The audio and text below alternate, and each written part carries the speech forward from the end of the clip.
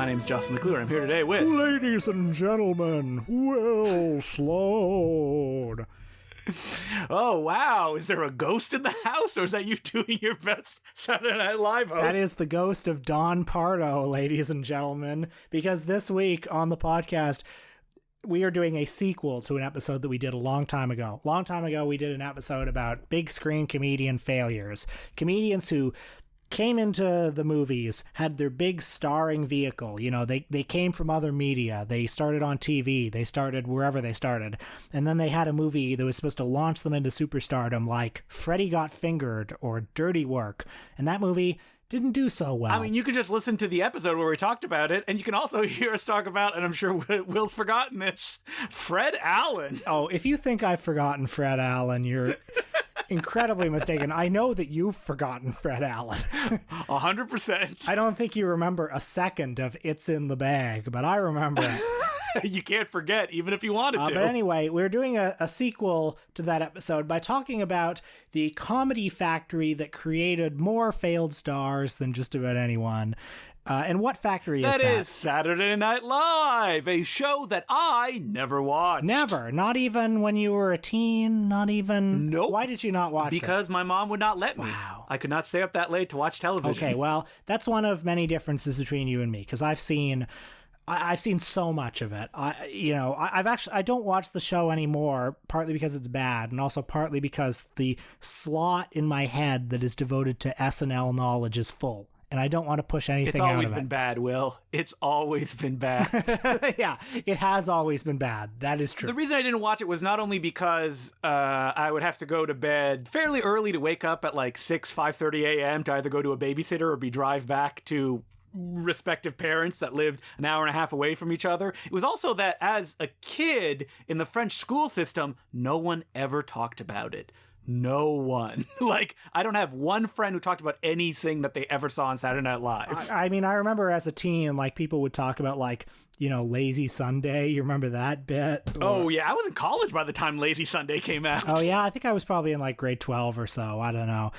But anyway, there have been many movies based on Saturday Night Live characters. Several of them, like The Blues Brothers and Wayne's World, were big hits. But other ones were not big hits. And in the 90s and the early 2000s, it was a common joke, really. People would talk about it all the time. These fucking SNL movies that would constantly come out, stretching these one-joke characters into 90-minute movies or 80-minute movies, or in the case of It's Pat, a 74-minute movie. Well, I have a question for you, Will. What makes an SNL character? Oh, wow, that's a good question. I'm not sure how much of it is nature or nurture. I'm not sure how much of it is just like, did people really love It's Pat? Or did they just play it over and over and over again? Do you know that there's an It's Pat book? There's an It's Pat book? Holy shit. Yes. Like, that's a good question. Was it funny because people found it funny, or because the kind of splash of recognition was something that people enjoyed? Yeah, I don't know. Also, I think that a character is a way for an actor on SNL, and because they have such big cast to stick out, if they have someone that they know is going to be popular and that people laugh at when they come out, they will try to pitch as much of that character as possible. Now, I don't know the ins and outs of SNL. I'm sure you have read many books on the subject. So, in your opinion, the writer's room seems like hellscapes that I would never want to work in. Yeah, it does seem like genuinely awful. Like, Lorne Michaels seems like a truly evil and sadistic person. They create this, like, dog-eat-dog hell pit of a place where people are set against each other, fighting for airtime, and I think Lorne Michaels should be in jail. And what finally makes it to the screen is not even that funny in the first place. That's true. You're fighting for scraps, and it's just shit that you're shoveling down your throat. And it's true that most of the big SNL stars that we know, like, we know them on that show, we associate them with certain characters they played, whether it be It's Pat, whether it be The Ladies' Man, whether it be MacGruber. These are three of the movies that we watched this week, each of which was a big pitch to make their respective stars a movie star, each of which was a box office failure, one of which I like quite a bit. Can you guess which one? Well, let's start with the one that I think you loved. It's Pat. So, what is the premise of Pat? Is it a man? Is it a woman? Who knows? That's it. That's all it is. There's nothing else. I don't know what was in the water in the 90s, because you had Mrs. Doubtfire, you had Ace Ventura, it was, you had To Wong Fu, Thanks for Everything. Ooh, well, I mean, To Wong Fu is probably different than those other 3 movies that you mentioned. It probably is, but the point being, it was the golden age of comedies about androgyny and gender fluidity. Was it because those things were becoming more mainstream, and so the mainstream had to react with, oh, no, this is scary and weird? I mean, it must have been. I mean, I think, like, gay people were more visible in the 90s, and so I don't know if trans people were particularly visible in the 90s, but, like, something about gay people becoming more visible must have, like, freaked mainstream culture out, and so they went to the next thing, basically. Mm-hmm. And, there is so much comedy to be mined from these subjects, right? So I didn't go looking for the original It's Pat Saturday Night Live sketches. Based on the movie, I assume there's not really that much there. Yeah, so I've seen a lot of It's Pat over the years. Oh my God, why? Did you get that It's Pat the Best Of DVD? No, it's because it was on the Comedy Network when I was a kid. So, I just watched a ton of it. I haven't seen any of those sketches in 20 years, but I did see a lot of them. And you saw the movie. They are the movie, but 5 minutes long. So it's Julia Sweeney as a character named Pat, who is overweight, has short hair, and the joke is it a man or is it a woman? Who cares? Like, how is there that much of a joke there? But the thing about Pat is, not only is Pat of indeterminate gender, but Pat is also horrifying and disgusting and just a hideous creature that everybody loathes. But fortunately, in this movie, Pat finds the love of their life, Chris, played by Dave Foley, who is also a person of indeterminate gender. That's the joke. That is the joke. And when people say that movies are just like one-joke movies, most of them aren't actually one-joke movies. Most of them have multiple jokes. This one truly is a one-joke movie. But variations on a joke. That's how you get to comedy gold, right, Will? Oh, man. So there's a subplot in which Pat's neighbor, played by the great Charles Rocket. Rest in power. Well, the late Charles Rocket. Yeah, anyway. I know. Very, very sad, actually. Yep, famous for saying fuck on Saturday Night Live. And then went on to a career, a middlingly successful career as a character Yeah, he actor. was in an Albert Puin movie. That's right. He was also in Dumb and Dumber. He was the villain in that film. Charles Rocket becomes obsessed with Pat, is strangely attracted to Pat, and spends the whole movie trying to figure out if Pat is a man or a woman. Meanwhile, Pat also becomes a media sensation. Camille Paglia makes a cameo in this film, talking about how Pat is revolutionizing gender. There's a subplot where Pat joins the alt-rock band Ween. The plot does not unfold like a well-oiled machine. It's Kathy Griffin shows up as Kathy Griffin. That's also true. By the way, did you know that supposedly Quentin Tarantino did an uncredited rewrite on this script? What could he have possibly written? No idea, but apparently he and Julia Sweeney were friends. Maybe they dated. I don't know. They've been photographed together. So you liked the movie, no, right? I hated this movie. It was awful. I couldn't wait for it to be over. Yeah, it was just a truly... I split it up over 3 nights. Like Satan Tango. It's 74 minutes long. It's just like... It felt like a week. It was just an awful, awful, awful experience. One of the worst movies I've ever seen. It was kind of like watching one of those like really offensive movies from the dawn of cinema and like sitting there wondering like, what did people think was funny about this? Yeah. And I mean, to the nation's credit, It's Pat the movie was not even a success in its day. Was the character a success on Saturday Night Live? Like, I guess Pat must have been a success. I don't know. I guess people liked Pat, although they certainly did not go out in droves to see It's Pat the movie. So I'm going to use It's Pat the movie to proffer a theory. I don't know what else good this movie is for. I think a star-making vehicle has to announce the star, the screen comedian's personality. Like, it has to essentially be like the default. Like, this is the comedian, and all future movies featuring this comedian will be variations on this theme. So, like, Ace Ventura, 48 Hours with Eddie Murphy, Billy Madison with Adam Sandler, I don't know, Take the Money and Run, all to varying degrees are origin stories for the star. And it's difficult when the star is smothered in a character. There are some exceptions to this, like Peter Sellers and I guess later Mike Myers made careers out of being chameleons, but you don't watch this movie and get any sense of who or what Julia Sweeney is. Do you know her? Like, what kind of skits would she do on Saturday Night Live? I have no other memory of Julia Sweeney. I know I saw hours and hours and hours of Julia Sweeney. I only know her as Pat. Perhaps her real personality, it's Pat. Wow, really makes you think. Well, I hope I hope she's happy with that. Throw it in the rubbish bin, never to be looked at again, please. No more It's Pat. Justin, I love doing this podcast. It's great, but there are times when it's shift work. Yes, this is one of them. I would say that the other film we watched, Tim Meadows in The Ladies' Man, is a different kind of work, where it's the kind of comedy that you sit there and you watch it and you go, I'm not laughing.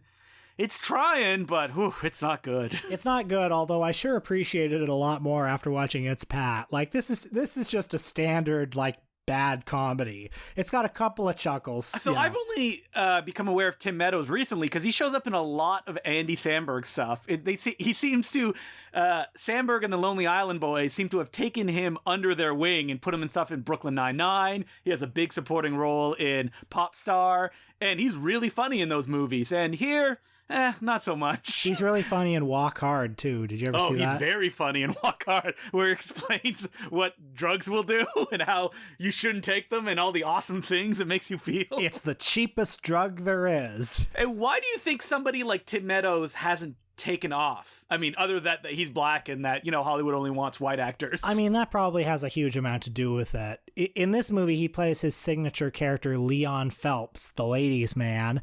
And again, I saw a lot of The Ladies' Man when I was a kid. I am struggling to remember, because this movie didn't give me a lot of clues. I was struggling to remember, like, what the premise of this character was.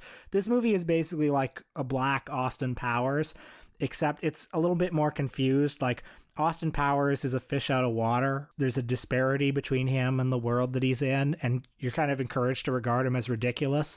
But in this, Leon Phelps, he's a sex advice radio host. He has a show, and people call in, and he gives sex advice, and he's got a big afro, and he dresses like a 70s blaxploitation pimp, basically. And he's sort of ridiculous, but he's also sort of actually like a stud. And so I think the movie is confused in its depiction of him. I think the movie would have been possibly funnier if he was actually just an inept sex advice guy. Yeah, because it's weird that he's like an amazing lover that all the women love, and he's just great at life. Yeah, there's not a lot of like tension at the core of the film, I think. The plot involves him getting fired from his radio station, and I think this would have been a topical thing at the time because, like, Howard Stern and other shock jocks were a thing at the time and were constantly being, like, hounded by the FCC. So that's been lost to history. You know that this film was pitched as, like, what if we did Austin Powers, but black, like you mentioned? Yeah, that and Undercover Brother were the two movies that were pitched that way.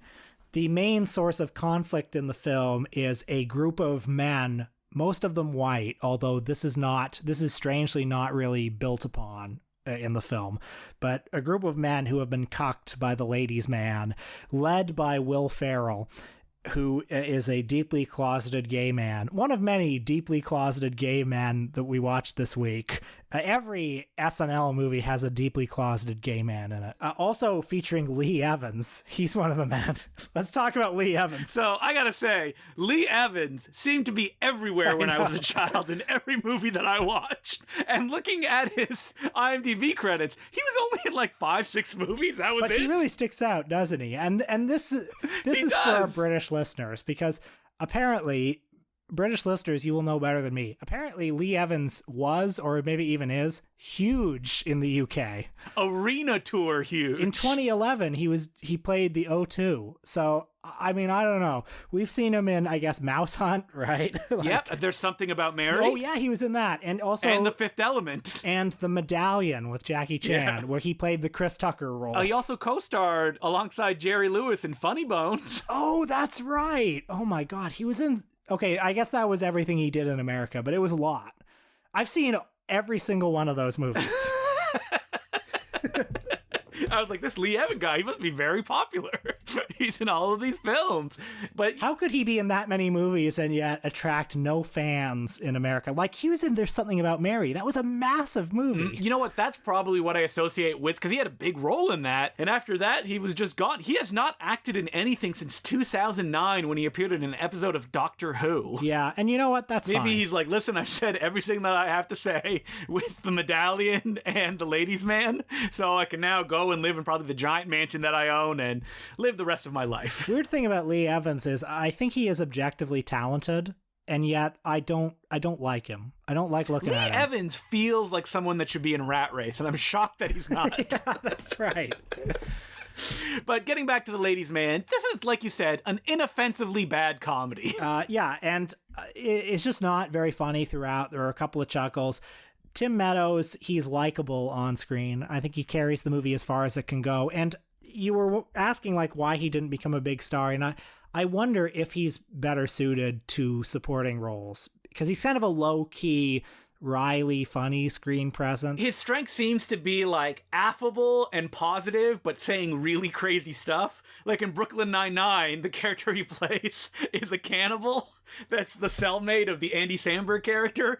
And like he'll just like off the cuff say that like, well, I ate a lot of children because they taste better. That makes sense, doesn't it? Yeah. And you can see Tim Meadows doing that kind of stuff. I'm always happy to see him. And so, speaking of Andy Samberg, I also asked Will to watch Hot Rod, the big Andy Samberg vehicle. Technically not an SNL character, but definitely a spin-off of the SNL digital shorts. Now, you mentioned Lazy Sunday. Does the do the digital shorts like have a space in your brain when they were playing on SNL? Oh yeah, I always liked them. I thought they were really funny. I thought they brought like a new kind of energy. Yeah, I would think that would pop in SNL. Stuff that's funny on SNL. What's going on here? Yeah, it was a very different kind of thing than the normal thing that was on SNL. Like, it was a more conceptual kind of comedy rather than like, here's a joke and here are like variations on the same joke for the next 5 minutes, or like, here's a game show parody. I remember hearing that like the sketch they had done before Lazy Sunday really blew up was one where it was just like Will Forte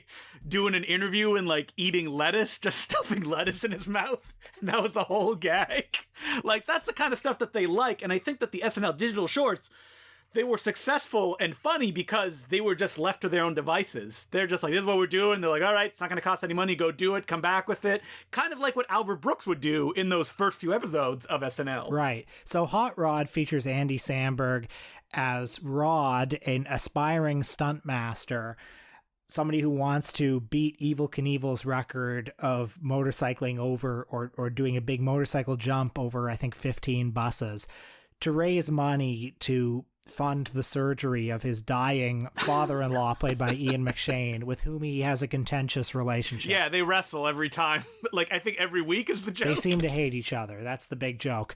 And, most of the humor of the movie comes from, like, the contrast between Andy Samberg's braggadocio and his meager achievements. Really, Super Dave the Movie Part 2. Yes. In fact, I thought about that, and then Will Arnett referenced Super Dave, and I thought, Does he? And then I thought, God damn it, I was going to say that on the podcast. There's some really funny conceptual stuff in this movie, like the fact that the entire soundtrack is by, I can't remember the name. Is it Europe, the band that made The Final Countdown? Yeah, that's right. But it's every song from the album that The Final Countdown was on, except for The Final Countdown, which never plays in the movie. Oh, that's really funny. Yeah, this is a movie I saw in theaters. I thought it was really funny, and it's weird that it flopped as hard as it did, and that Andy Samberg and the Lonely Island guys cannot get any kind of comedy hit to save their lives. Right, Popstar also flopped, and MacGruber flopped, and I don't know why it is, because people like them, and their movies always do well when they're on, like, Netflix. And you always hear people talk about them, and they're always constantly in the conversation, so it makes me wonder of, like, what is that missing element that is getting people out to the cinema? Like, or keeping them from the cinema, I mean. Yeah, I don't know. Comedy is strange. Certain things capture the zeitgeist. I think a lot of the Lonely Island stuff sometimes seems a little bit ahead of the zeitgeist. Like, some of them seem to be written for other comedians. I was laughing thinking about the scene where they just say cool beans for 3 minutes and it's edited like a YouTube poop. Right. See, that's the good stuff in this movie. What do you think of Andy Samberg? Because he's probably a bit more like conventionally like attractive than a usual comic lead. I'm not sure why I'm asking that. It's just like it's funny that it works that he's a big loser. Yeah, well, if you compare him to somebody that came before and that a lot of people said he was going to be the next of, Adam Sandler, I think the difference is that Adam Sandler's characters had that kind of bully anger behind them, and Andy Samberg just revels in the patheticness of his character. So I think that some people love that, like me, but other people, they kind of have a negative reaction to it, which is maybe why it works in smaller doses, like when he's on SNL, and when Hot Rock comes out, people are like, well, I don't want to see a feature-length version of that, even though that they're wrong. We also revisited a movie that both of us love, the last official SNL movie to date. So I was shocked to learn there's only 11 SNL official movies based mostly on characters, including Stuart Saves His Family, and what else is in there? What are some deep cuts? Night at the Roxbury. Oh yeah, Night at the Roxbury, another movie I haven't seen. Yeah, well, that's fine. Coneheads, Wayne's World 1 and 2, Superstar. Wait, can we just say, what did the kids in the hall do to be like banished to these movies? Oh my god, yeah, 2 of them are in The Ladies Man. Yeah, Mark McKinney isn't he in The Ladies Man? Dave Foley is in It's Pat, yeah, and Bruce McCulloch directed Superstar. Incredible. I mean, I guess Lorne Michaels was just offering them consistent work. I don't know. Or he's like, listen, you do this, or I let this blackmail info out into the public. Anyway, MacGruber is a parody of 80s action movies, starring Will Forte as the comically bungling MacGruber. God, it just feels so boring to describe the plot of this movie, doesn't it? Well, so when I saw MacGruber the first time, I liked it, but didn't love it. And it's because when I went in, the trailers and the reviews made me think it was going to be like an inept guy who could suddenly do cool stuff. And I expected, I don't know, like a Hong Kong style comedy, if you know what I mean, like based on the character, that's where you could go with that. And that's not what you get, because that's not what Will Forte's persona is. Now, do you like Will Forte as a comedic actor? Yeah, I like him a lot. Okay, so I love Will Forte, and the fact that his persona is pathetic man-child loser that is just terrible never fails to make me laugh. I think I really clicked into the Will Forte brand through the TV show Last Man on Earth, which the premise is Will Forte is the last man on Earth, and then he slowly meets other people. And he is just awful, and he just makes the worst decisions. Like, his name in the show is Phil Miller, and then he meets another guy named Phil Miller, and he, like, loses a contest, so he's called Tandy for the rest of the series. I like how in MacGruber he switches back and forth between, like, just appallingly arrogant and cruel and rude to everyone around him, and he thinks he's so cool. He switches between that and just being completely pathetic and crying and begging people to, like, he'll suck their dick. He'll suck their dick. He'll let them fuck them. Just tell me what you want me to fuck. So MacGruber, I want to break down, because I think MacGruber is like a key to how you can make a good SNL movie. Because like when you take a character and they're popular, how do you make a movie around them? Do you tell their backstory like The Ladies Man? Nah, not really. Or do you put them in a premise? Like, MacGruber is just a genre pastiche. If you put him in that genre and you play it completely straight, almost, except for his character, that's how you make it work. Like, this film looks like a 80s/90s action movie. It's shot that way, and very few characters make jokes other than Will Forte. Yeah, Val Kilmer is the villain, and he's amazing. He just plays it as if he's really the villain in one of these movies. Or even Ryan Phillip. If, like, MacGruber's not in the shot, it would just look like a shitty, generic action movie. A lot of the SNL movies are built around characters who just had one joke, and the best ones are the ones that just ignore the joke altogether and instead create a world around the character, sort of take the character as a jumping off point for a movie. Well, when I watched some of the MacGruber shorts, who I have to admit, I had not seen any, I think, before looking into it this week. What was great about... It's just one joke. Well, it's not really, because the joke is about how pathetic he is. And that, like, he thinks he's good, but he's really lame, and there's different versions of that throughout. Like, there's one where he's, like, super racist, and Charles Barkley is, like, his assistant when he's trying to defuse it. And one of the jokes is, like, he's like, give me the Chinese wire. Oh, no, what? I am racist. Like, that's funny stuff. And so the movie explores that. I remember one of the issues I had when I saw the movie the first time was, like, everybody thinks he's so cool. How has he survived this long or done stuff up to this point? And then I'm like, like, I don't know, man. I just got to look like the president of the United States. And MacGruber's not that unbelievable. Well, also, he was surrounded by a team who did everything for him. Who seemingly all died one after Which the is other. really... Well, they all died when the truck blew up from his homemade TNT. The thing about Will Forte as an actor is that there is no depth to the patheticness that he will not mind. Like, because he wrote the script too. Yeah. There's this one amazing bit where he's talking to Ryan Phillip and they're like, I don't know why Val Kilmer killed my wife, other than the fact that we were all friends in high school. And Okay, that scene is so funny where it cuts for like 3 seconds to a high school flashback, and it's just Val Kilmer wearing like a long wig, looking exactly like 50-year-old Val Kilmer. he is dressed exactly like his character from Real Genius. They hold that shot for the exact right amount of time. It's like it's on screen, like barely long enough to even And register. then, I took his girlfriend. She was pregnant. And I said, well, you got to terminate that baby because we got to start fresh. So many good jokes. Like watching Will Forte whine and try to beg his way out of a situation. I know we started this discussion of the movie with that, but it never stops being funny. Like even at the end of the movie when Val Kilmer's like, I found your manifesto. And, I'm going to give it to the authority. They're going to think you did it. And he's like, oh, what? It's not me. I didn't write that. I don't know who wrote it. Val Kilmer's like, I wrote it. It was me. You got to believe me. I mean, we could be here all day just like reciting the funniest gags from this movie, like when he goes to the cemetery and he like fucks his like dead wife's ghost.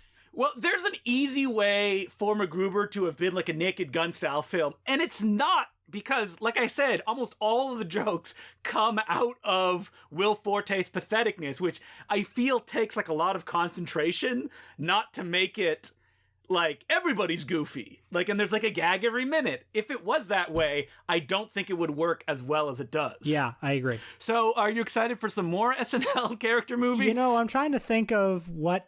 I mean, I haven't really watched the show lately. What characters have emerged? Listen, Will Ferrell's having a bit of a low streak right now. I feel like more Cowbell Man movie is soon on its way. I mean, if they make it, I'll go see it, knowing me. Will you? Probably. Have they just given up? Like, what has been like David F. Pumpkin's got his own animated special. Oh, shit. I bet they'll make that into a movie. No, it already got its own animated special. Yeah, but they'll make it into a movie, too. And other than that, I can't think of one SNL character. I mean, not having watched the show essentially ever. Maybe so. like Alec Baldwin as Donald Trump can make a movie if it's not too late. Oh, God. No, it's too late now. It's bad. So I think the lesson we've come to is that Will Forte should be a big star. And the other ones, yeah, not so much based on the movies that we watched today. Here's the thing, though. Are there even big stars anymore? They don't even make comedy movies anymore. There's nowhere for them to go. I'm trying to think of like... What was the last big comedy hit? I think it was probably like Girls Trip. Yeah, that is. So like Tiffany Haddish was like the big breakout star of that one. And what happened to her? She's just been in flops ever since. And before that, the big comedy hit was Trainwreck. That's like 2 comedy hits in 1 decade. Comedy's dead. Yeah, I was going to say, there's no reason to laugh anymore. I think that is the thesis that we've made here. And if you definitely don't want to laugh, watch Saturday Night Live. This is why nobody leaves Saturday Night Live anymore. This is why Kate McKinnon is still on the show, is because there's nowhere to go. The thing about Saturday Night Live is, can you imagine being a writer on there? Like, you want to compare it to, like, The Simpsons, but at least on The Simpsons, that show was funny at one point. Saturday Night Live, it was never funny. You got nothing to build on or be disappointed by. Maybe it's better that way. I feel like if you're a writer on SNL, you either really love it because you are in that ecosystem and you are trained to think that that's a great life. And you're like power hungry, so you feel you have power and that you have meaning. Or you really hate it because you're actually funny and you found yourself in this horrible hell pit where genuine comedy is not appreciated. Why would you work there then? It's not worth getting a summer home. Actually, I bet SNL writers down the totem pole are probably paid shit. Yeah, but they probably all have rich parents. Oh, definitely. How else could you get a job at Saturday Night Live? Yeah, they all went to Harvard or whatever. So, as per usual, you can send us letters at importantcinemaclubpodcast@gmail.com. And our first letter this week is from Therese Ramos, and it goes, "Hey, Justin and Will.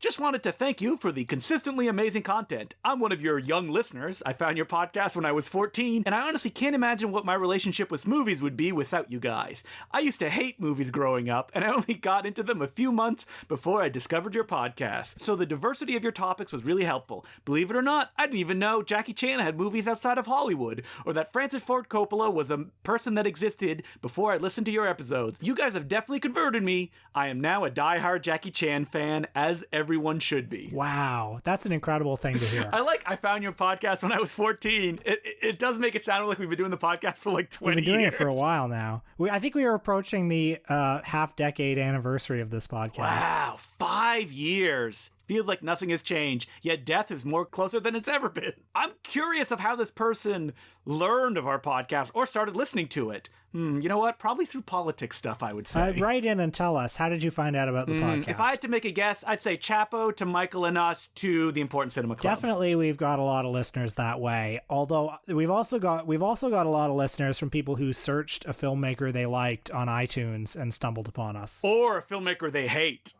I hear a lot of that.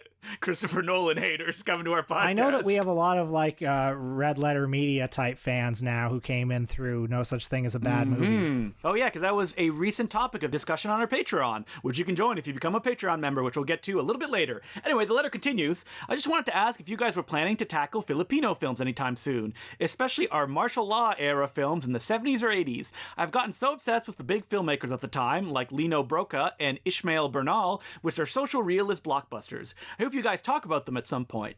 If you're ever in need of some estrogen in your podcast, women directors and producers have never been a rarity in Filipino cinema, so you might want to check them out. I'm personally a big fan of Marilu Diaz-Abaya's feminist trilogy, Brutal, Moral, and Carmel. Regardless, I hope you guys keep up the good work and happy holidays. The Gospel of Will and Justin deserve to reach more 14-year-old fetus cinephiles. Well, thank you very much for this. And yes, I agree. We should be taught in elementary school. We should be part of the Canadian curriculum when it comes to the arts. Well, I'm hanging around playgrounds all the time, so... Oh, no. There's that edgy comedy people come to this podcast for. And as far as Filipino filmmakers go, I, consider doing like an episode on just Filipino cinema like we did on Brazil. But as I learned in the Brazil episode, it's just too wide a topic to tackle. We do have to do it just by filmmaker. And Lino Broca is definitely on the list, but also his movies are like 3 to 4 hours long. And considering it's someone I know nothing about, that would be real tough. I just want to say, first of all, I liked the Brazil cinema episode. I think we should maybe consider doing something like that again. And secondly, the main thing I know about Filipino cinema, and I'm ashamed to say this, the main things I know are that Roger Corman shot a lot of stuff there in the 70s, and also that the Philippines are the home of Wang Wang, the world's smallest movie star, who starred in the classic James Bond parody For Your Height Only. I also know, thanks to the book Mondo Macabro, that at one point they built a film center and a bunch of it collapsed, and they decided to keep building it and just any body parts that were sticking out from the cement that collapsed, just, cut them off and pour cement over it to make it smooth, which they did. And then when it was done, oh boy, did that place smell. Thanks to the rotting bodies. Well, regardless, it sounds like a very rich topic. I would love to learn more about Filipino cinema. Me too. Filipino cinema is also very interesting. I have read about it a little bit because it was dominated a lot by Americans in the early going on of cinema. A lot of their early films are very kind of like Hollywood inspired, which is different than places like Japan, and that then evolved into their own like neo-realist wave with, people like Lino Broca. I have an amazing book of Filipino criticism, and the frustrating part about it is that none of the movies that the critic talks about are available anywhere with English subtitles. We will definitely do a Filipino cinema episode in the new year, because I think that's something that people don't really talk about outside of like On the Job, the director who also made Buy Bust. And I think there's a lot to kind of like dig into there. So thank you very much for the suggestion. If other people would like to send us letters, it's importantcinemaclubpodcast@gmail.com. And this week on our Patreon, Will, what are we talking about? We talked about Saturday Night Live, so we are talking about the other big Lorne Michaels production, Kids in the Hall in cinema. We have to fill our CanCon quotient with that. And we're doing The Wrong Guy, the Dave Foley starring vehicle that broke him into stardom, and that's why we talk about him to this day. Right, Will? Yeah, that's right. And we were also talking about the only Kids in the Hall feature film, Brain Candy. Do we like it? Do we love it? Well, you're going to have to listen to find out. It is $5 a month, patreon.com/theimportantcinemaclub. And what is that? Ho, ho, ho. It's the Christmas season. What are we doing next week, Will? That's right. It's our annual holiday episode. And this time for our holiday episode, we're looking at a form of cinema that has been much seen, but little analyzed, little cataloged.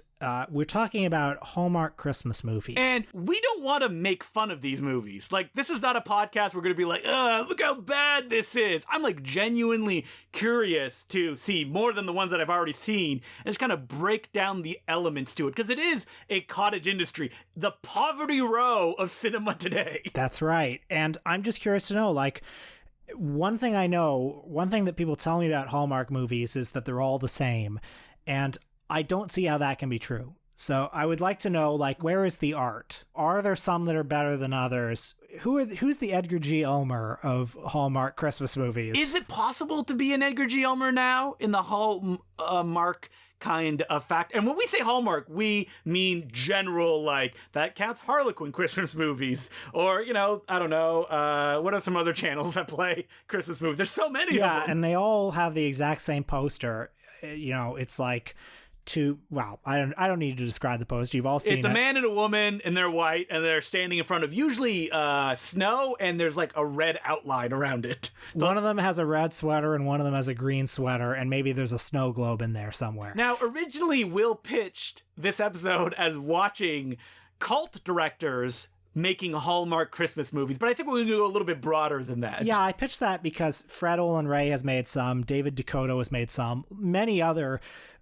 exploitation type directors have made them. But I think we realized that we want to try to do justice to this genre. We want to find the ones that are supposed to be good and find out why they're supposed to be good. So if you know any great Hallmark Christmas movies, like ones that you genuinely think are great for, it's tough, like, that does the thing that it's supposed to do as well as it can, let me or Will know. Twitter. Tweet at us, at DeCluJ or Will Sloan ESQ, because I've tried to look up lists and it's tough because, like, how do you measure it? Do you measure it because it makes you just like feel good within that context, or is there ones that try to do stuff that are beyond the boundaries of what is expected? And the weird thing is too, a lot of the people who love Hallmark Christmas movies sort of love them for the badness of them in a way. Like people will tell you, they're so cheesy, like, they're so corny, this and that, but they still like the movies. So I guess we're curious, like, what is the criteria of evaluation I think here? It's like warm blanket cinema. Like, it doesn't break out of its templates because that's what people expect. They don't want to be shocked or anything like that. Or it's like ambient cinema. It's something to have on in the room while you're doing something else. Anyway, we'll get into that more next week. But until then, my name's Justin McClue. I'm Will Sloan. Thanks for listening.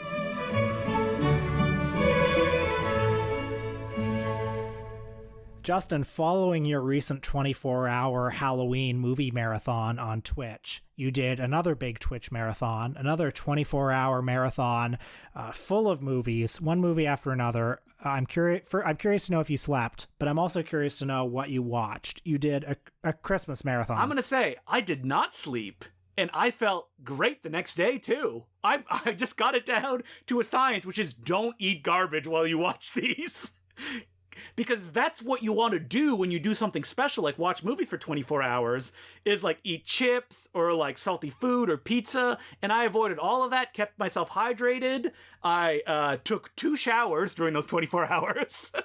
And I felt great. I went to bed right after it was done, woke up 6 hours later, then went back to bed during my normal go to sleep time. So yeah, no worries at all. I don't know if I've mastered the 24-hour marathon system, but I think it would probably be a little bit more difficult if I was in a movie cinema because no showers there. So what were the famous movies, the ones that everyone has seen that you played? So as I said before, I usually try to avoid like really famous stuff until the end of the marathon.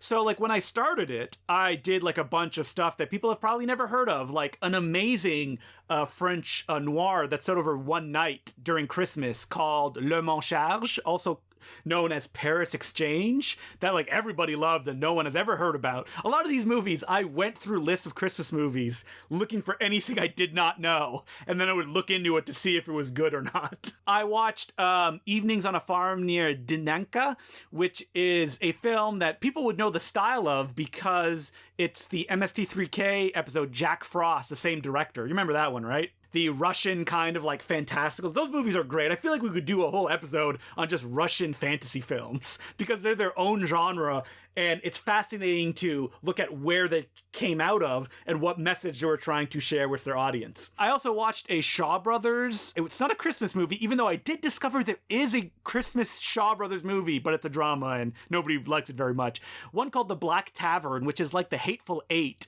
but it's all martial arts set in like a snowy tavern. Great movie. If people haven't seen it and want to see a Shaw Brothers movie, check it out. I watched Shion Sono's Love and Peace. Did we talk about that during our Shion Sono episode? I can't remember. We didn't watch it. Yeah, that's a Christmas movie. If people haven't seen it, check it out. But the big famous ones I watched were Silent Night, Deadly Night 2 and Rocky 4 were the big ones. Yes. And Rocky 4 always good. And you know who watched it with us? Matt Farley in the chat room the entire time. I heard on his podcast this week him talk about it. Yeah. So that was delightful. I also showed like a lot of like really obscure stuff like Exit Speed, which people loved, or the Don Johnson starring vehicle Dead Bang, directed by John Frankenheimer. I even went deep into my memory of like, what are some stuff that I watched as a kid? Because I really wanted to play a stop motion movie, and I'm like, what's a good stop motion film? I made a decision programming it that like, I didn't pick anything I thought was going to be bad. Like, I hadn't seen all these movies. Some of them I had seen. But, like, I had the John Goodman The Day Without a Santa Claus, or The Year Without a Santa Claus, which who did John Goodman play in Santa Claus? I was kidding. And you know who his comedic partner in it was? Who? Chris Kattan. Oh, nice. Yeah. So I was supposed to play that at, like, 4. How did he not come up once on the episode? 4 in the morning, because we talked about him all last episode, remember? And why did he not come up? Because why would you talk about Chris Kattan? Do you remember the show Bump in the Night? Yes, I did. Yeah, we watched the 64-minute Christmas special that was made based on that show. And what's shocking about that show is how complex the animation is in some shots and how cheap and recycled it is in other shots. And now with adult eyes, you can really tell how they were saving money when suddenly 3 lines of dialogue are just close-ups of eyes so they don't have to animate anything else. Do you have any Christmas movies that you watch every year? I know I've asked this question, but I've already forgotten because I'm old now. It's been 5 years. Well, for about 15 years, I would watch Santa Claus Conquers the Martians every year. And I do love that movie. I think it's a very charming movie. It feels very Christmassy. It's got a lot of bright colors in it. It's got a lot of like dumb shit in it. I've seen it so many times now that I think I need a couple years break from it. I also love the Pee Wee Herman Christmas special. I can watch that any day of the year. And I also like Batman Returns and It's a Wonderful Life, I guess. Not a very creative answer. Mm-hmm. So, yeah, you're like a normcore kind of guy. Yeah, I think that's fair to say. Yeah. What do you watch every year? You know, I'm almost Christmas movied out. Like, I've loved Christmas movies for years. It's been an obsession anytime December comes around. I've reached the point where I'm like, I watch them all. Like, there's no, like, great discovery around the corner, I feel. So, you know what? I'm just going to stop watching movies. You don't rewatch movies a lot. Do you make exceptions for Christmas films? Not really. Mostly because there's like a new Christmas movie to like discover, I feel. So it's like, I like showing people movies. Obviously, that's not happening very often now, or watching movies with people. That's usually when I would rewatch films. But as far as like making it an annual tradition, a lot of them I'm like, I've seen this so many times. Like, I don't need to watch Die Hard again. I've seen it so many times.